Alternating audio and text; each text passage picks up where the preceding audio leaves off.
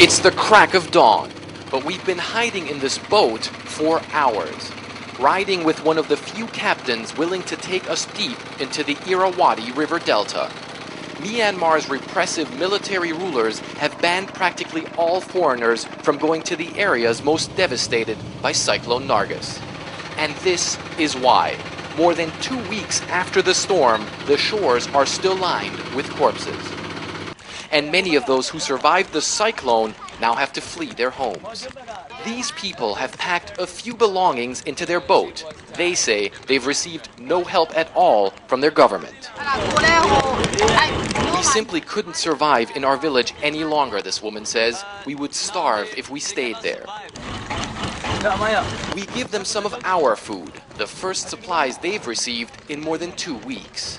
And as we meet more and more people in despair, Myanmar's government television network is showing pictures of the country's military dictator, Shwe, visiting a government-run refugee camp. The junta is trying to convince the world that a huge relief effort is reaching those most in need of aid. But Myanmar state TV isn't showing villages like this one. That's because there is no relief effort here. I've been trying to contact our government representative for more than 2 weeks, the village chief tells me, but so far I've received no reply. A quarter of the village's population was killed by the cyclone. This man can't hold back his tears. He lost his 2 daughters, he says, and now he's alone. Another villager named Ko-U shows us where his house used to stand. He also shows us the place he found the body of his 3-year-old daughter. I dug her out of the mud and buried her on the other side of the river, he says. Many in the village clearly remain traumatized by what they've witnessed. And they say if they don't get more help soon, their future will be a fight for survival. This is the picture the Burmese Authority want the world to see. The head of the military government seen on state television handing out food and medicine to a grateful population. But according to British-based charity Merlin, the reality is quite different.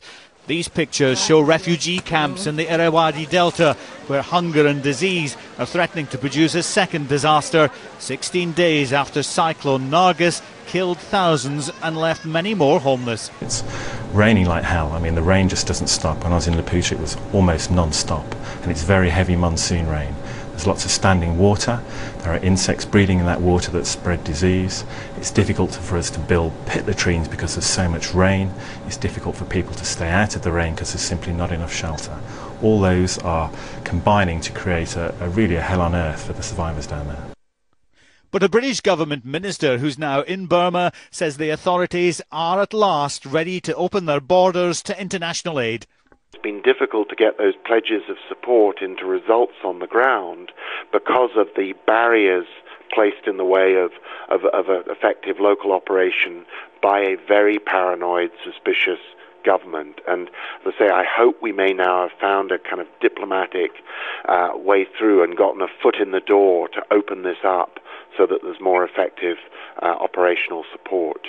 USA Burma! USA Burma! But the people will take a lot of convincing. This protest by Burmese exiles in Thailand designed to put pressure on the military junta.